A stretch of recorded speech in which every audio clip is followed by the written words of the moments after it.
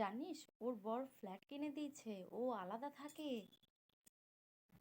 ওর বর ফ্ল্যাট কিনে দিয়েছে মানলাম, কিন্তু একবার ভেবে দেখবি ও হয়তো অ্যাডজাস্ট করতে চায়, সবাই ওর সাথে অ্যাডজাস্ট করতে পারে না, সেজন্য ও নিজে ভালো থাকার জন্য আলাদা থাকে।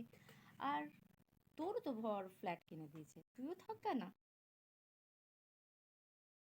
আমাদের বাপু এত টাকা তবুও পারি না। ও দেখ কি সুন্দর গয়নাগড়ি নেয় বছরে বছরে। ভাব। হ্যাঁ, মানলাম গয়না গড়িয়ে দেয়, কিন্তু টাকা থাকাটা জরুরি। কিন্তু মানে টাকাটা কিভাবে ভোগ করবে সেটা তো ওদের ব্যক্তিগত ব্যাপার না।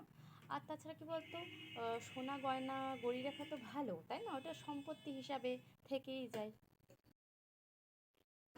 এত ঘরে চাকর বাকর, ওকে কোনো কাজই করতে হয় না, ও বসে বসে খায়, সবসময় ঘুমায়।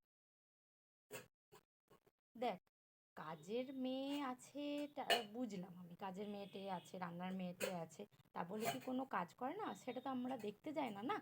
তো যাই হোক, সব মেয়েরাই ভালো থাকুক সেটাই তো চাইবো, না? সবাই সুখে থাকুক, ভালো থাকুক। একটা কথা বলি, রাগ করিস না। তোর নেই বলে কি তুই কি ওইগুলো দেখে জ্বলে যাস? ওর বড়কে জানিস, প্রত্যেক বছরে ঘুরতে নিয়ে যায়। হুম, ঘুরতে যাই মানলাম, ঘুরতে গেলে তো মন ভালো থাকে, আর ঘুরতে যাওয়ারও একটা শখ থাকা চাই। পয়সা তো বটেই, কিন্তু শখও থাকা থাকা যায় আর কি। তো তুইও তো কম কিছু ঘুরিস না।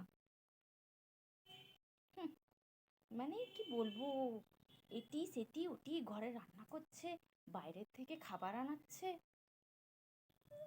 আচ্ছা, তুইও তো ভালো কিছু ঘরে কিছু রান্না করতে পারিস, তাই না? তেল মশলা জাতীয় খাবার কি ডাক্তারের বারণ করেছে? হয়তো সেই জন্যেই বল, বাইরের খাবার অ্যাভয়েড করিস, ঘরেও তেল মশলা খাস না। ওদের তো সেই সমস্যাটা নেই, তাই না? হুম, সারাক্ষণ শুধু সাজগোজি করে, ভিডিও করে, নাচ গান করে। উহ, একদম ছেলে মেয়েকে তো পড়তে বসাই না। দেখ, তুইও কি বাচ্চাকে পুরো টাইমটা দিতে পারিস?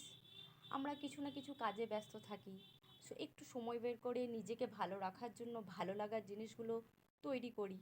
তো ও করছে, ওটা ভালো লাগার জিনিস তো, তাহলে ভালোভাবেই মেনে নে। আর দেখ, একটা কথা বলি, বাচ্চাদের তো মা পুরোটাই দিতে চেষ্টা করবে, কিন্তু বাচ্চারা কি সবসময় পুরোটা নিতে পারে? সব বাচ্চা বল।